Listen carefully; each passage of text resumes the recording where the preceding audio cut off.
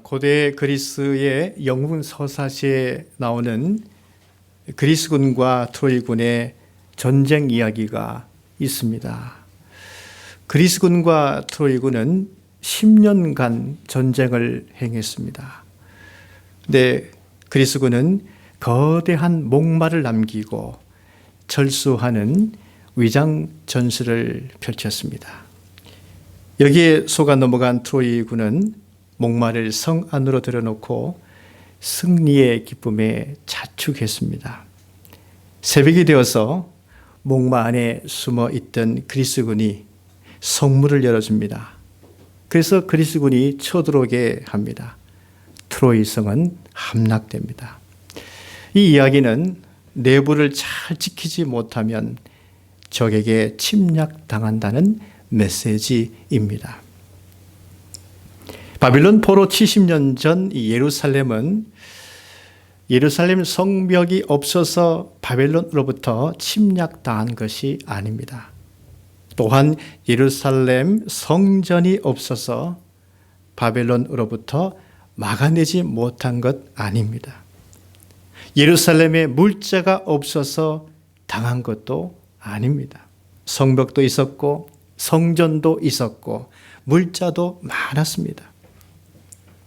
이런 외부적인 조건을 다 갖추어져도 내부적으로 생명력이 없거나 썩어 문드러져 있다면 외부적인 조건만으로는 제 기능을 발휘할 수 없습니다. 즉 영혼이 하나님과 교통하지 못하면 겉의 모습이 화려함 가지고서는 미래를 보장할 수 없습니다. 이스라엘 백성들이 지난 70년의 바벨론 포로 생활의 그 어려움을 이겨낸 것은 다른 것에 있지 않았습니다. 그들은 회당을 만들었습니다. 회당에 들어가서 율법에 낭독하는 하나님의 말씀을 들었습니다. 그들은 하나님의 말씀을 가까이 했습니다. 하나님의 말씀을 토대로 하여 마음을 강하게 했고 하나님을 향한 신앙의 힘으로 70년간의 그 이국 땅에서 고된 삶을 다 견디어 내었습니다. 바빌론 포로기는 역사의 소용돌이가 많았습니다. 먼저 신바벨론 제국 시절에 이스라엘은 포로민으로 끌려갔습니다. 그리고 새롭게 발흥한 페르시아 제국에 의해서도 통치를 받았습니다. 포로민 이스라엘은 당시 세계에서 가장 큰 두 제국으로부터 통치를 받았습니다. 그럼에도 이스라엘이 존재할 수 있었던 것은 그들이 내적으로 하나님과 교통했기 때문이었습니다. 또한 포로민에서 돌아온 백성들은 52일 동안 성벽 재건에 온 힘을 다했습니다. 밤에는 방비하고 낮에는 일하였습니다. 앞으로는 다시는 이러한 기회가 올 것 같지 않아서 그래서 어떤 외부적인 방해가 올지라도 사투를 벌이듯이 이겨내었습니다. 마침내 완공했죠. 든든한 방벽을 구축했습니다. 그리고 도성 안에는 이 백성들이 이제 안정된 삶의 자리를 확보하게 되었습니다. 모든 역사를 다 마쳤습니다. 이젠 여한이 없겠다 싶었습니다. 그런데 이 사람의 마음이 얼마나 크고 넓습니까? 처음엔 고국에 돌아오고 싶었고 고국에 돌아오면 좋겠다 싶었습니다. 폐허가 된 땅을 보고 다시 일구고 삶의 터전을 잘 가꾸고 성벽을 재건하면 다 되겠다 싶었습니다. 성벽도 잘 완공했고 다스릴 사람들도 세웠고 포로민들을 계수하여 인구조사도 다 했습니다. 이젠 이스라엘 나라다운 면모를 갖추었습니다. 그런데 뭔가 허전한 것입니다. 마음에 자꾸만 갈급함이 생기는 것입니다. 처음에 백성들은 너무 고된 일을 했기 때문에 며칠간 푹 쉬면 괜찮겠지 이렇게 생각했습니다. 그러나 며칠을 쉬어도 이 마음의 허전함은 가시지 않았습니다. 더욱 영혼에 갈급함이 생기는 것입니다. 백성들은 서서히 깨닫기 시작했습니다. 지금 자신들의 영혼이 하나님을 갈망하고 있다는 것을 깨닫게 되었습니다. 그렇다고 해서 그동안 이 백성들이 성벽 재건한 것의 수고와 노력이 아무런 의미가 없다는 것은 아닙니다. 성벽 재건은 반드시 필요했고 해야만 했습니다. 다만 인간에게는 그 다음이 필요하다는 것이죠. 안정을 찾았으니 그 안정을 계속 잘 지탱할 수 있는 영적인 토대가 필요한 것입니다. 하나님은 에덴 동산을 창설하시고 아담을 보내셔서 말씀하셨습니다. 하늘과 땅, 바다, 모든 동식물을 내게 줄 테니 잘 다스리라고 말씀하셨습니다. 이제 아담에게 중요한 것은 무엇입니까? 다스릴 수 있는 영적인 힘, 지혜, 그것이 필요한 것입니다. 그래서 하나님은 말씀을 주셨죠. 아담에게 있어서 다스릴 수 있는 그 힘은 하나님의 말씀이었습니다. 지금 백성들은 예루살렘 성벽을 완공했습니다. 그러나 여러분, 성벽 자체가 이스라엘을 지켜주지 못합니다. 이제 이스라엘 백성들에게 필요한 것은 무엇입니까? 자신들과 이 땅을 다스릴 수 있도록 도와주는 하나님의 말씀입니다. 하나님께서 이스라엘 백성들에게 맡기신 특권이 있습니다. 그것은 하나님의 말씀을 이스라엘 백성들에게 주셨다는 것이죠. 그 하나님의 말씀 율법을 이스라엘에게 맡겼다는 것. 이것이 이스라엘이 받은 가장 큰 특권입니다. 하나님께서 이스라엘에게 율법을 주실 때에 다만 이 명령을 지키라 이런 차원에서 말씀을 주신 것이 아닙니다. 언약을 맺은 것이죠. 그 언약 속에는 하나님의 약속이 들어 있습니다. 율법을 주실 때에 하나님께서 말씀하시기를 내 언약을 지키면 너희는 모든 민족 중에 하나님의 소유가 되게 하겠다 하셨습니다. 그리고 이스라엘 통해서 이 땅을 축복하는 제사장 나라가 되게 하겠다 하셨습니다. 그리고 멸망하지 않는 거룩한 백성으로서 보존하겠다 약속하셨습니다. 그리고 신명기 4장을 보시면 하나님께서는 모세를 통해서 계속 말씀하십니다. 이제 하나님이 주신 기업의 땅, 이 가나안 땅에 들어가서 살아갈 때에 그 기업을 잘 가꾸고 감당할 규례와 법도를 주노니 그대로 행하라고 하나님이 말씀하셨습니다. 바빌론 포로 귀환한 백성들은 제2의 출애굽을 한 것입니다. 그래서 그들은 다시 가나안 땅으로 들어갔습니다. 그들에게 필요한 것은 그 기업을 감당할 지침이 되는 하나님의 말씀이었습니다. 백성들은 이제 하나님의 말씀이 필요하다는 것을 강력하게 느꼈습니다. 그래서 어떤 행동을 합니까? 일곱째 달이 되었을 때에 그냥 집에 있을 수 없었습니다. 모든 백성들이 약속이나 했듯이 일제히 수문 앞 광장으로 모여들었습니다. 예루살렘 성은 모래시계 모양처럼 되어 있습니다. 북쪽과 남쪽이 길게 뻗어 있고 가운데 약간 들어가 있습니다. 근데 거기 가운데 수문이 있습니다. 기혼샘에서 물을 길러서 예루살렘으로 들여올 때에 사용하는 수문이 있습니다. 이곳은 넓은 광장이 형성되어 있습니다. 이스라엘 백성들이 모인 때는 일곱째 달에 이르러입니다. 여기 일곱째 달이라고 하는 것은 초막절과 관련되어 있습니다. 이스라엘 백성들에게 있어서 가장 큰 구원의 날은 초막절 절기입니다. 광야 40년간 하나님은 이스라엘 백성들을 인도하시고 보호하시고 구원하시되 바알이 부르짖지 않도록 하시고 입히시고 먹이시고 보호하신 그 하나님의 은혜에 감사하는 절기가 초막절입니다.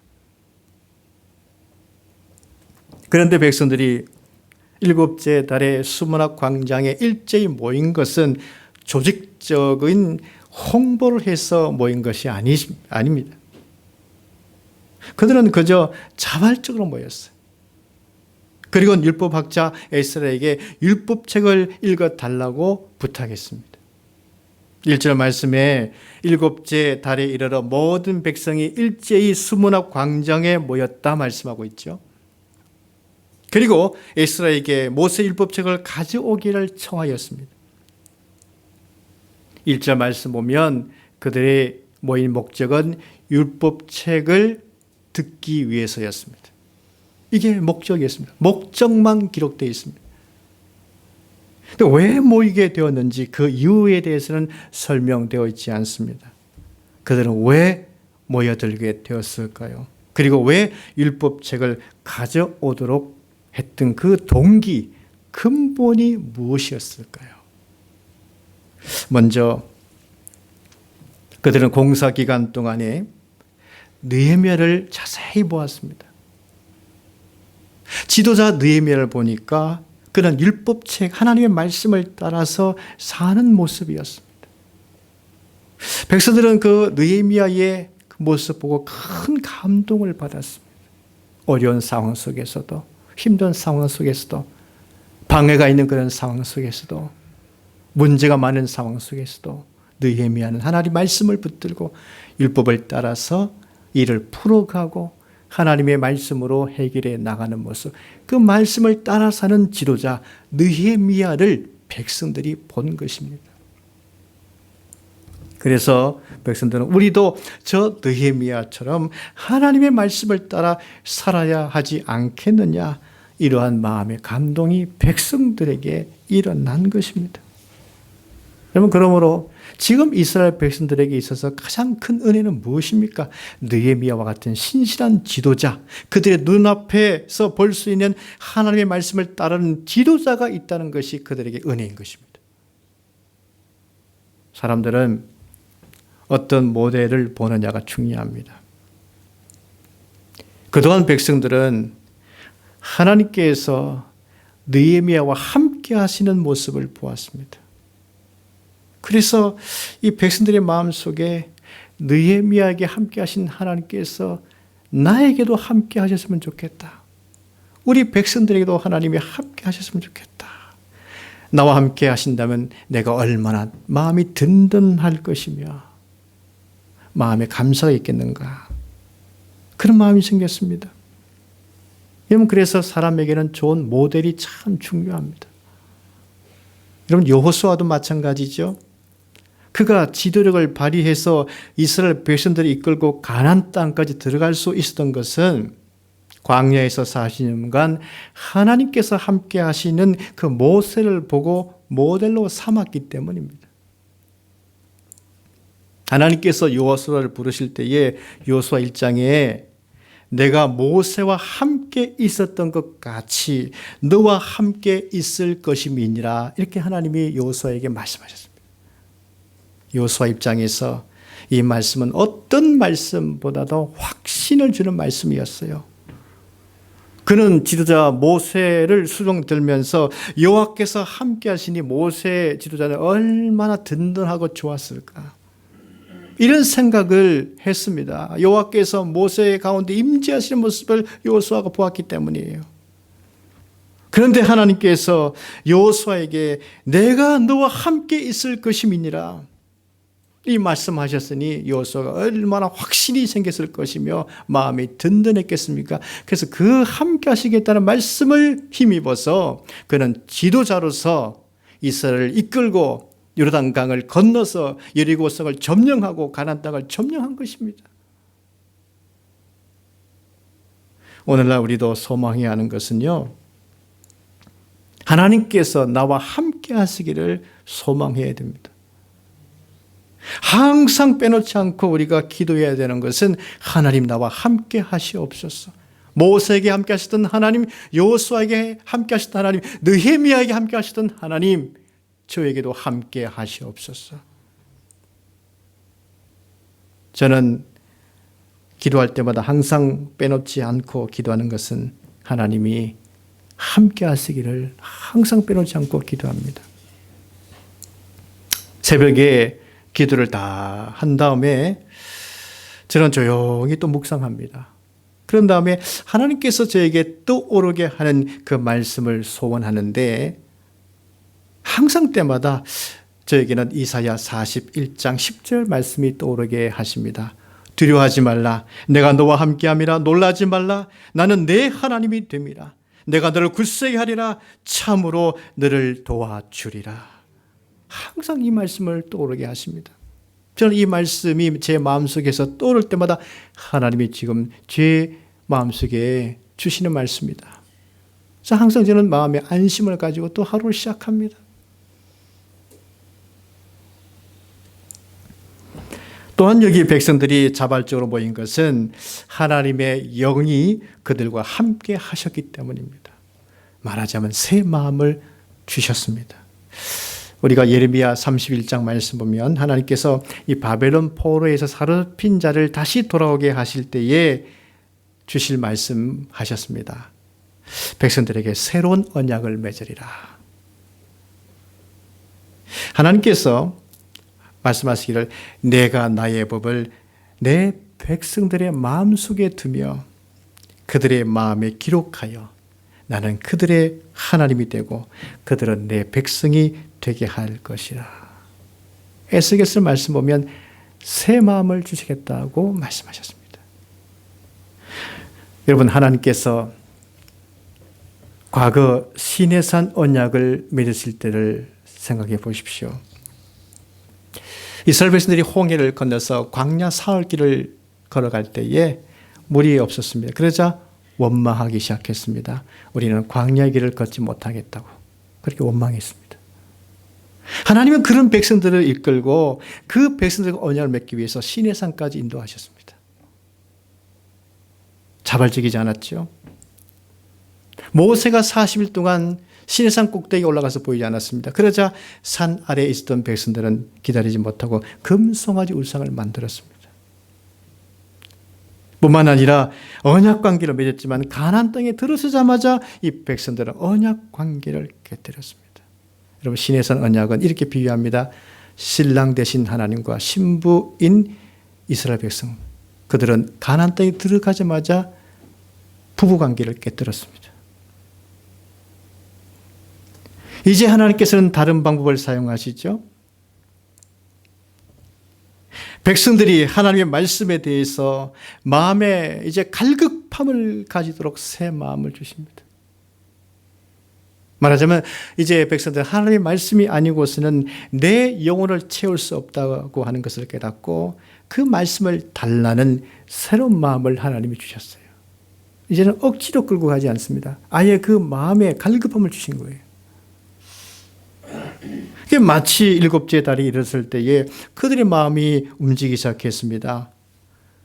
우리도 보통 일정보다도 특별한 날이 되면 더 하나님의 구원의 의미를 더 깊이 새기게 됩니다. 지금 대리진길과 마찬가지죠. 성탄절도 마찬가지일 것입니다. 또 사순절, 부활절 이런 절기가 되면 특별한 날로서 우리는 더 구원의 의미를 되새기게 됩니다. 그들도 일곱째 달이 되었을 때에 하나님께서 우리의 마음 움직이신 거 보면 하나님의 특별한 은혜의 의미가 있나 보다. 그래서 말씀을 읽어달라고 그들은 자발적으로 수문학 광장에 모여든 거예요. 아니나 다를까 이 백성들이 읽어달라고 한 말씀은 초막절과 관련되어 있었습니다. 느헤미야 8장 13절 말씀 보면 이 백성들과 족장들과 제사장들과 레위 사람들이 이 초막절 말씀에 대해서 더 밝히 알고자 학사 에스라에게 모여들었습니다. 초막절은 광야 40년간 하나님께서 인도하신 하나님의 구원의 감동이 서려 있는 절기입니다.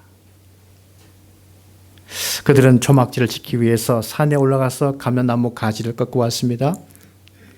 화석류 나무 가지를 꺾어 왔습니다. 종려나무 가지 꺾어 왔습니다. 무성한 나무 가지들을 꺾어 와서 초막을 짓고 일주일 동안 광야에서 우리를 인도하신 하나님의 은혜를 생각하며 그때를 재현했습니다. 그러면서 낭독되는 율법책의 말씀을 들으면서 하나님의 구원을 묵상하며 일주일을 보냈습니다. 에스라는 7째 날 초하루에 율법책을 가지고 회중 앞에서 낭독하게 되는데, 이 수문 앞 광장에서 백성들은 새벽부터 정오까지 6시간 동안 그 자리를 떠나지 않고 말씀에 대한 열정을 가지고 경청했습니다. 아침에 일어나자마자 그들이 모여든 것은 말씀 앞이었습니다. 이것은 바로 영적 부흥의 조짐인 것입니다. 여러분, 우리나라 역사도 마찬가지입니다. 우리나라 초대교회 역사를 보십시오. 영적 부흥이 일어난 때는 성도들이 말씀을 사모해서 모여든 말씀 사경회가 있었기 때문이었죠. 그 말씀 사경회에 그 말씀을 듣기 위해서 모이고 말씀을 듣고, 그래서 영적 부흥이 일어나게 된 배경이 된 것입니다. 사도행전 19장 말씀 보시면 헬라 중심의 그리스 신전이 뚝하니 중심 도시로서 있는 에베소에 영적 부흥이 일어난 기사가 기록되어 있습니다. 그 배경에는 바울이 에베소에 도착해서 두란노스원을 세워서 2년 동안 날마다 하나님의 말씀을 강론했습니다. 그래서 에베소에 사는 유대인들, 헬라인들도 와서 주의 말씀을 들었습니다. 그래서 말씀이 있는 곳에 놀라운 하나님 능력이 나타났죠. 그 도시 안에 있었던 질병들이 떠나갔죠. 마술 행위하던 사람들이 회심하게 되었고요. 그 도시의 사람들이 섬겼던 아드미 우상에서 떠나가는 역사가 일어났습니다. 도시에 하나님의 말씀으로 충만하게 되었습니다.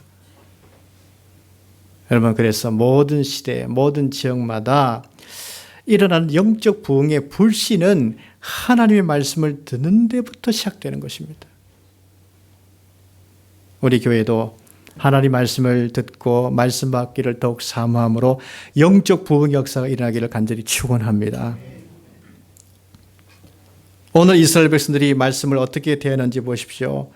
학사 에스라는 특별히 지은 나무 강단에서 이제 서게 되는데, 여기 강단이라고 기록되어 있지만 높은 망대를 말합니다. 높은 단에. 4절 말씀 보시면 에스라 곁에 13명의 사람들이 이름이 나오죠.